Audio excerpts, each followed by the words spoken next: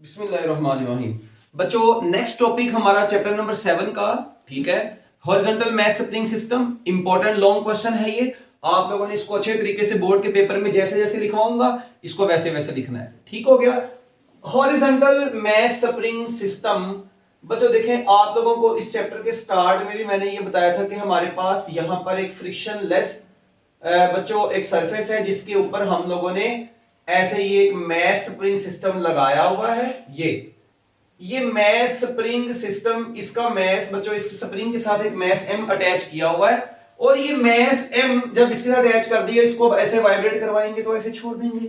तो आपको पता है ये चर्सी ऐसे वाइब्रेट करता है। इसकी वाइब्रेशन हम लोग यहां पर ऐसे शो भी कर देते हैं। ये देखें, इसके ऊपर मैंने फोर्स लगाया, ये बेचारे की जिंदगी में सुकून आया और ये चर्सी को खींच के मैं इसको बच्चों यहां तक ले आया। ये इस मैस को बच्चों मैं मूव करवा के इस पोजीशन तक ले आया। उसके बाद मैंने इसके ऊपर जुल्म करना छोड़ दिया। जितना इसके ऊपर मैंने फोर्स लगानी थी लगा के यहां तक ले आया। अब बस ये नहीं है कि इतनी फोर्स ही लगाने के पता लगे ये मर जाए। मरने से मुराद ये स्प्रिंग इसकी अपनी इलास्टिक लिमिट के अंदर रहे, इसकी कोई इलास्टिसिटी है।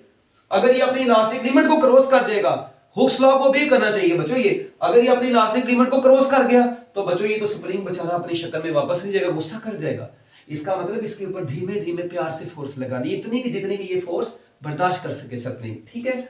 अच्छा, अब बच्चों जैसे ही ये मैस यहां से लीव किया मैंने, तो बच्चों ये तो दौड़ा अपनी पोजीशन की तरफ, मगर इसके बाद उसको जब अपनी जगह पर पहुंचा इसको पता चला ना मेरे पास तो इनर्शिया भी है। तो इसका इनर्शिया कहेगा भाई किधर ना, तूने इधर नहीं रुकना। ये बेचारा अपनी इनर्शिया की वजह से फिर दोबारा एक मरतबा मेन पोजीशन के ऐसे पीछे को कंप्रेस होगा और इस तरीके से बच्चों ये अपनी ऑसिलेटरी मोशन परफॉर्म करता रहेगा। ये सारी बातें हम लोग मैस स्प्रिंग सिस्टम में पहले भी पढ़ चुके हुए हैं। अब आप लोगों ने इस मैस के ऊपर फोर्स लगा के इसको इधर तक लेके आए। अब आपको पता है इसको इधर पीछे को वापस कौन लेके आता है, रिस्टोरिंग फोर्स। फिर ये आगे यहां पर किसकी वजह से जाता है, इनर्शिया की वजह से फिर वापस यहां पर आता है, रिस्टोरिंग फोर्स की वजह से फिर इनर्शिया की वजह से ये आगे को जाता है और इस तरीके से ये अपनी सिंपल हार्मोनिक मोशन को परफॉर्म करता रहता है। ये इसकी मीन पोजीशन थी, ये इसकी एक्सट्रीम पोजीशन थी, ये भी इसकी एक्सट्रीम पोजीशन थी। एक पॉजिटिव एक्सट्रीम, एक नेगेटिव एक्सट्रीम, वो कहानी हम लोग पहले पढ़ चुके हैं।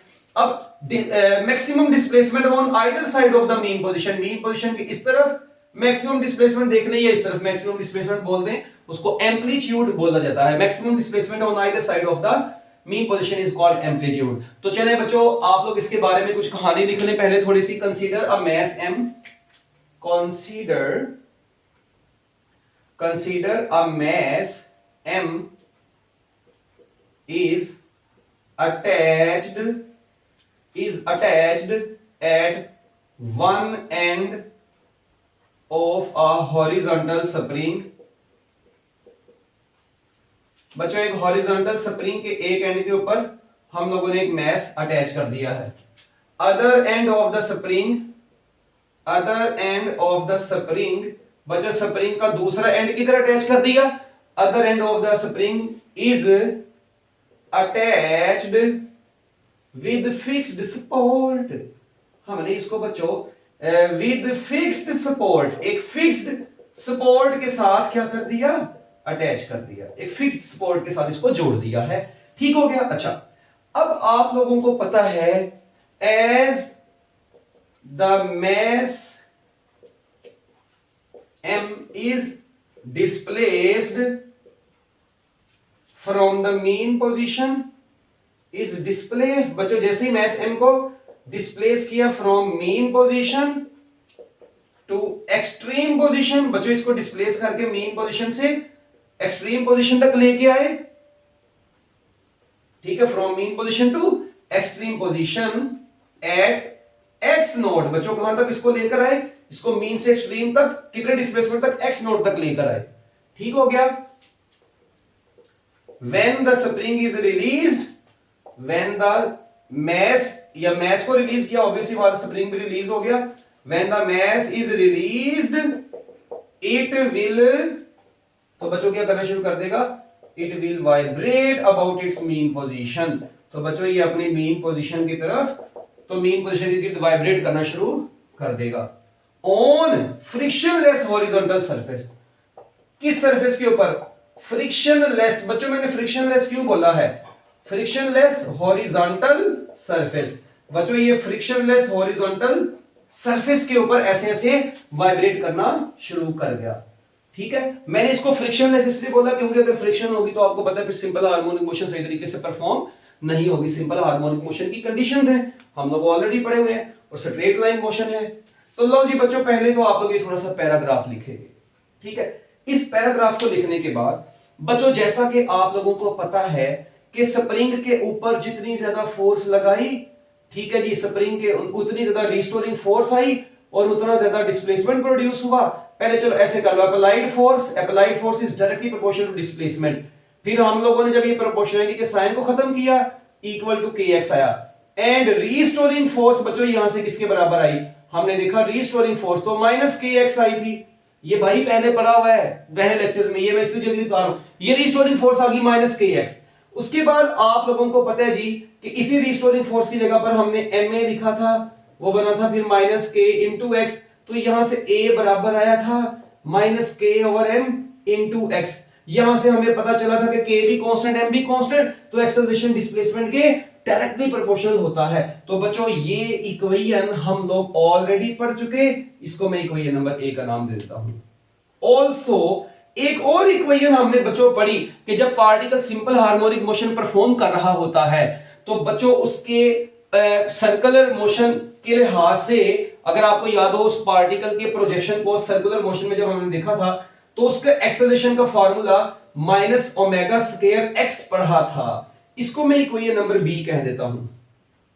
ये बच्चों जब हम लोग इन दोनों इक्वेशंस को कंपेयर करेंगे, ये हॉरिजॉन्टल मैस स्प्रिंग सिस्टम है बेशक, आपने भी पीछे पढ़ा था SHM and uniform circular motion में वर्टिकल मैस स्प्रिंग सिस्टम, उसी को आप लोग अगर हॉरिजॉन्टल में कंसीडर कर लें तो बच्चों फिर आप लोगों की एंगुलर फ्रीक्वेंसी क्या होगी हॉरिजॉन्टल मैस स्प्रिंग सिस्टम में। तो बच्चों मेरी बात सुने, ये देखें इधर, आप लोग जब इन दोनों को कंपेयर करेंगे ना, फ्रॉम ए एंड बी, बच्चों ए और बी से देखें, या इसको यार ए और बी को कंपेयर कर दो। कंपेयर करने से साफ पता चल रहा है omega square is equal to k over m। बस कई लोगों को पड़ गया दोनों यहां पे, ओ भाई ना कंपेयर करो यार, इस a की वैल्यू को ना, इस a की पूरी वैल्यू को यार इधर पुट कर दो, माइनस माइनस से कट जाएगा, x से कट जाएगा, omega square k over m बच जाएगा। दोनों साइडों पर अंडर रूट ले लो तो omega is equal to under root k divided by m आ गया। k यहां पर स्प्रिंग कांस्टेंट है, m यहां पर mass attached with the spring है। कई जहाज किस्म के लोग इस m को ना मैस ऑफ द स्प्रिंग समझ बैठते हैं, और भाई ये m तो वो मैस है जो इसके साथ अटैच किया है। बच्चों जल्दी जल्दी इसको नोट करें, तो एक मैस m जो आपने अटैच किया है, ठीक है, और k स्प्रिंग कांस्टेंट है। जल्दी जल्दी ये पेपर में ऐसी छापा लगा देना है। तो बच्चों अब इसके बाद नेक्स्ट चीज, ये एंगुलर फ्रीक्वेंसी तो आपके पास आ गई। अब अगला काम क्या करें हम? फिर एंगुलर फ्रीक्वेंसी आ गई, बच्चों बड़ी काम की चीज निकलने लगी। आपको पता है ओमेगा जो होता है ये 2 पाई एफ बी होता है, या 2 पाई ओवर टी होता है। तो बच्चों 2 पाई ओवर टी बेसिकली किसके बराबर आ गया? अंडर रूट के ओवर एम के बराबर आ गया। ओमेगा की जगह पर 2 पाई ओवर टी पुट कर दो। तो बच्चों मुझे ये बताओ, यहां से मैं कह सकता हूं टी किसके बराबर आ जाएगा? टी ऐसे, चलो ऐसे कर लेते हैं, 1 ओवर टी, ये 2 पाई को इधर ले आओ बच्चों, 1 ओवर टी बराबर आ जाएगा 1 ओवर 2 पाई अंडर रूट के ओवर एम। ये आ गया। तो मुझे बताओ बच्चों, आप लोगों को पता है जब इसको हम लोग ये 1 ओवर टी को क्या बोलते हैं? फ्रीक्वेंसी बोलते हैं।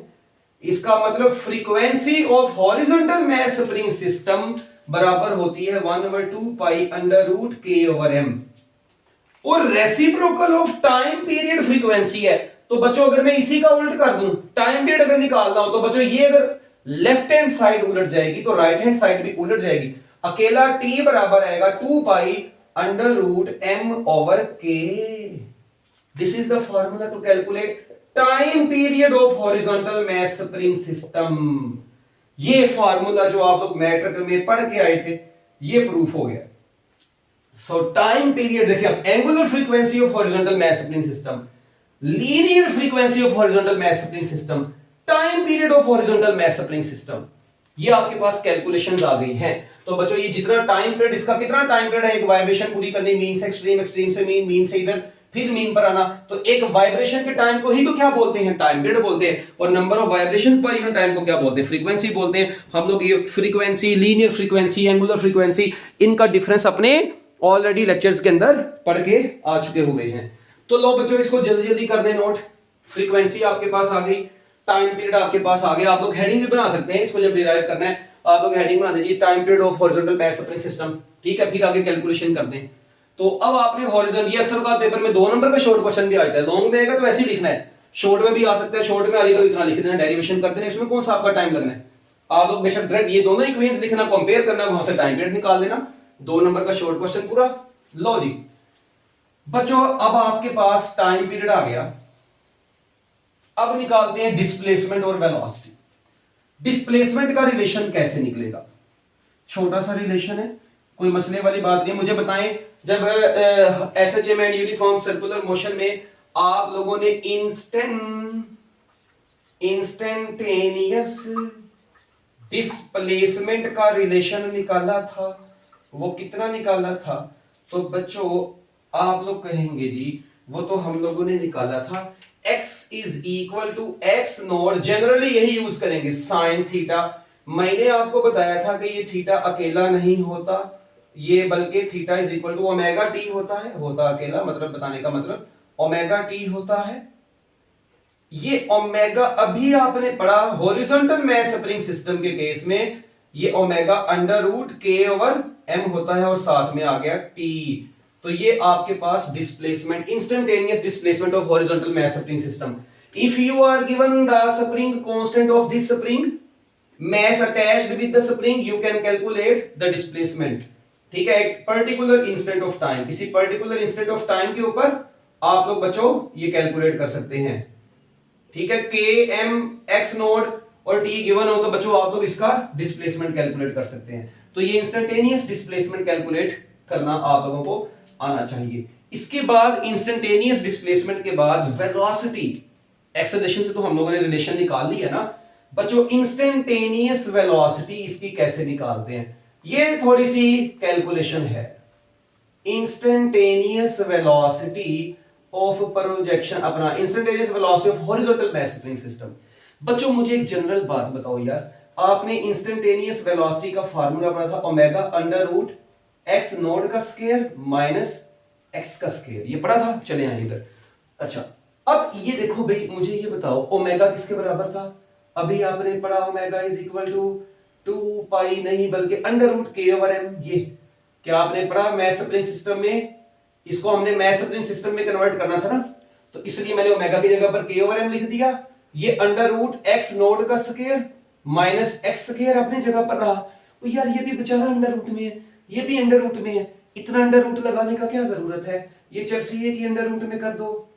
तो लो जी ये के ओवर एम भी एक ही अंडर रूट में हो गया, एक्स नोट का स्क्वायर माइनस एक्स स्क्वायर ये भी एक ही अंडर रूट में हो गया। अच्छा अब यहां पर इसको बच्चों हमने ए और बी का नाम पहले यूज कर दिया हुआ है क्वेश्चन में, इसी इक्वेशन को सी का नाम देते हैं। अब आप लोगों ने यहां से बच्चों 2 केस बनाने हैं, कौन कौन से, एक आपने बनाना है मीन पोजीशन का जहां पर x 0 होता है, और एक आपने बनाना है बच्चों एक्सट्रीम पोजीशन का जहां पर x मैक्सिमम होता है। क्या ख्याल है? तो चलो बच्चों मीन पोजीशन पर आप लोग x की जगह पर क्या पुट कर दोगे, 0 पुट कर दोगे। ये x की जगह पर डिफरेंट वैल्यू पुट करनी है दोनों। बच्चों जब 0 पुट करोगे तो आपके पास v is equal to under root के ओवर m और x नोड का स्क्वायर बच जाएगा, क्योंकि माइनस 0 का स्क्वायर तो 0 हो गया, ये बच गया। अब ये x नोड का स्क्वायर जब अंडर रूट से कैंसिल होगा तो बच्चों अकेला आपके पास x नोड बचेगा और अंडर रूट के ओवर m को आप लोगों ने पैक कर लेना है और शापर डबल कर लेना है। और इस v को मैंने v नोड इसलिए बोल दिया क्योंकि ये वेलोसिटी क्या होगी, मैक्सिमम वेलोसिटी। तो आपने पढ़ा भी हुआ है कि मीन पोजीशन के ऊपर वेलोसिटी मैक्सिमम होती है, ये हमने कल भी ये बात पढ़ी थी कि at mean position velocity is maximum. Okay nice. अब देखें दूसरा एक्सट्रीम पोजीशन पर v is equal to under root के ओवर m, x नोड का स्क्वायर माइनस x की जगह पर x नोड आ गया, एक्स नोट का स्क्वायर, ये तो कैंसिल हो गया, तो बच्चों वेलोसिटी क्या आ गई, 0 आ गई।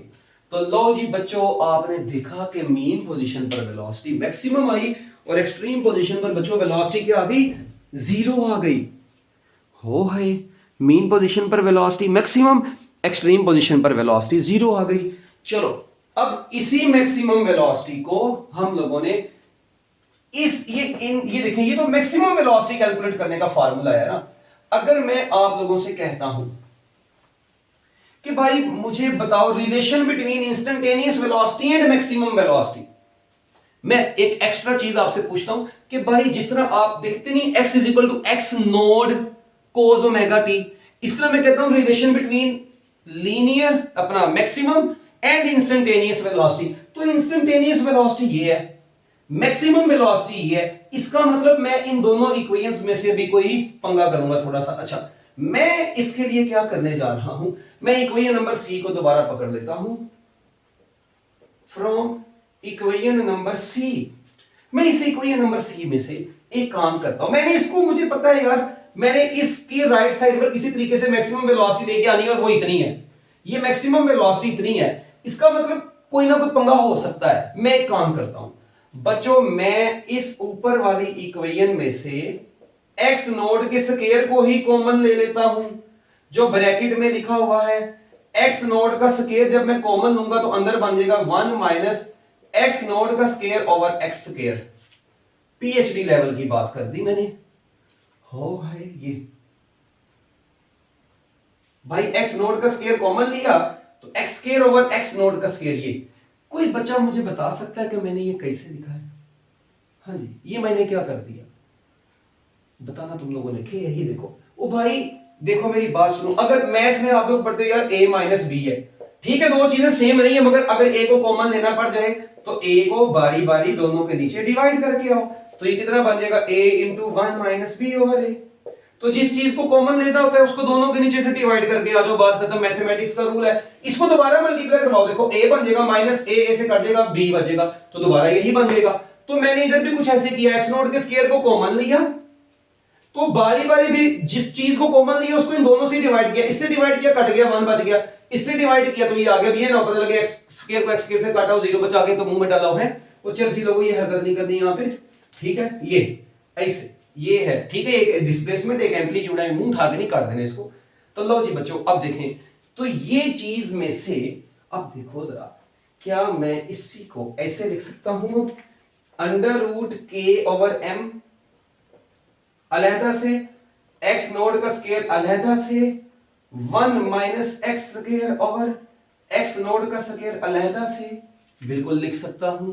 तो ये देखो इसका स्क्वायर अंडर रूट से कैंसिल हो गया, तो ये चीज बन जाएगी v is equal to X node के ओवर m, और ये बच गया 1 minus X square over X node का स्क्वायर। क्या ख्याल है, यही बच गया। अब ये जो चीज है ये है मैक्सिमम वेलोसिटी, तो बच्चों मैं फाइनली ये कह सकता हूं it is equal to v naught 1 minus X square over X naught का square. So that is the relation between maximum velocity and instantaneous velocity. अक्सर औकात पेपर में ही आ जाता है। तो यहां तक आपका ये लॉन्ग क्वेश्चन अब पूरा हो गया है। इसी तरीके से आप लोगों ने कैलकुलेशंस करनी है जिस तरीके से मैंने आपको बताई हैं। तो ये था बच्चों आपका हॉरिजॉन्टल मैस स्प्रिंग सिस्टम का छोटा सा एक टॉपिक, ठीक है जी। हॉरिजॉन्टल मैस स्प्रिंग सिस्टम का ये टॉपिक मेरी तरफ से दी एंड हो चुका है। इसको जरा अच्छे तरीके से बच्चों आप लोग देख लें, फिर इससे रिलेटेड मैं आप लोगों से एक दो एमसीक्यूज भी पूछ लेता हूं, ठीक है, ताकि आप लोगों के कॉन्सेप्ट्स क्लियर हो जाएं। जल्दी जल्दी जरा इसको शाबाश मिनट लगा के। हॉरिजॉन्टल मैस स्प्रिंग सिस्टम में अब हमने ओवरऑल बच्चों अब क्या चीज पढ़ी है?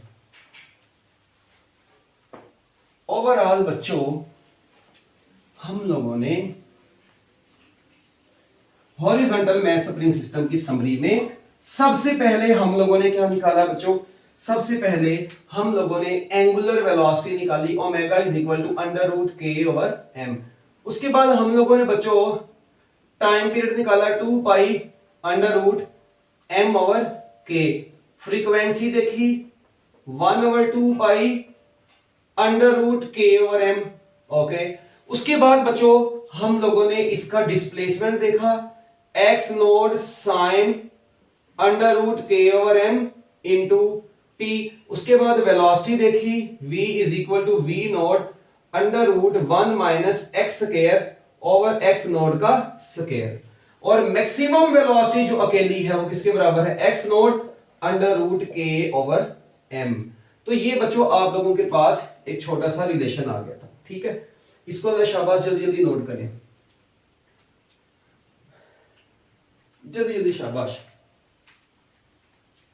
ये आपको मजे की बात बताऊं, आप लोगों ने फार्मूला पढ़ा हुआ है, general formula v is equal to r omega, v is equal to r omega. ये कहां पर पढ़ा है, relation between linear and angular velocity में। तो आप लोग r की जगह पर x नोट पुट कर दें, ओमेगा की जगह पर k ओवर m पुट कर दें, तो बच्चों आपके पास वेलोसिटी मैक्सिमम ही हासिल होगी ये, ठीक है। मगर छोड़ो ये, तुम लोगों को क्या लगे, तुम लोगों ने तो जिस तरीके से प्रूफ कर दिए, सॉरी गलती होगी है।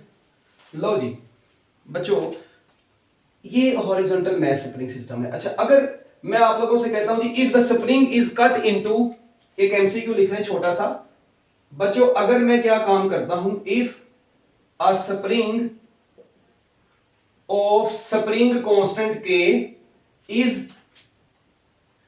Cut into 3 equal parts. बच्चों अगर एक स्प्रिंग को कट कर दिया 3 इक्वल पार्ट्स में जिसका स्प्रिंग कांस्टेंट k था, ठीक है जी, the frequency of each part. तो बच्चों हर पार्ट की जो फ्रीक्वेंसी होगी, अब पहले इनकी फ्रीक्वेंसी जब स्प्रिंग कांस्टेंट k था फ्रीक्वेंसी f थी, अब मैंने स्प्रिंग को 3 इक्वल पार्ट्स में डिवाइड किया, 3 पार्ट्स बन गए। अब हर पार्ट को मैं ऑसिलेशन पे अगर सेट करूं तो बच्चों frequency of each part will be, तो बच्चों हर पार्ट की फ्रीक्वेंसी कितनी होगी, हर पार्ट की फ्रीक्वेंसी कितनी होगी, a b c d। बच्चों वो पहले से 3 गुना कम हो जाएगी, पहले से अंडर रूट 3 गुना कम हो जाएगी, पहले का 3f हो जाएगी, पहले का अंडर रूट 3f हो जाएगी। ये नहीं, ये छोटा सा एमसीक्यू आप लोगों के सामने आ गया। तो बच्चों मेरी बात सुनो, आपको मैंने बताया हुआ अगर स्प्रिंग को कट करते हैं ना 3 इक्वल पार्ट्स में, तो जो नया स्प्रिंग कांस्टेंट आएगा वो 3k आएगा। हमने ये स्प्रिंग कांस्टेंट के अंदर मैंने आपको बताया भी हुआ है ऑलरेडी, ये लेक्चर पूरा आपको इसके ऊपर दिया था। अच्छा, तो बच्चों अब f प्राइम किसके बराबर होगा, 1 ओवर 2 पाई अंडर रूट, हाँ जी 1 ओवर 2 पाई अंडर रूट, अब k की जगह पर आ गया 3k डिवाइडेड बाय m। अब ये अंडर रूट 3 बच्चों बाहर आ जाएगा, तो अंडर रूट 3 बाहर आ जाएगा, तो 1 over 2 pi under root k over m अपनी जगह पर रहा, और ये चीज है ओरिजिनल फ्रीक्वेंसी।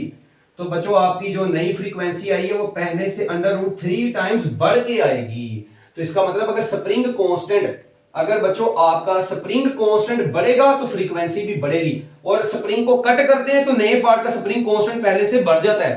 तो पहले तो बच्चों 3 टाइम्स k था, तो हमने यहां से फ्रीक्वेंसी देख ली, तो बच्चों इसका आंसर है अंडर रूट 3f। तो नई फ्रीक्वेंसी अंडर रूट 3f होगी। तो बच्चों इस तरह, इसी तरह आपको मैक्सिमम वेलोसिटी भी दी जा सकती है, एम्पलीट्यूड दिया हो, k दिया हो, m दिया हो, मैक्सिमम वेलोसिटी निकालें तो इससे न्यूमेरिकल भी रिलेटेड हैं। तो बच्चों ये आपका हॉरिजॉन्टल मैश स्प्रिंग सिस्टम का टॉपिक मेरी तरफ से दी एंड हो चुका है। तो मैं उम्मीद करता हूं कि आप लोगों को ये समझ आ गया होगा। अल्लाह हाफिज।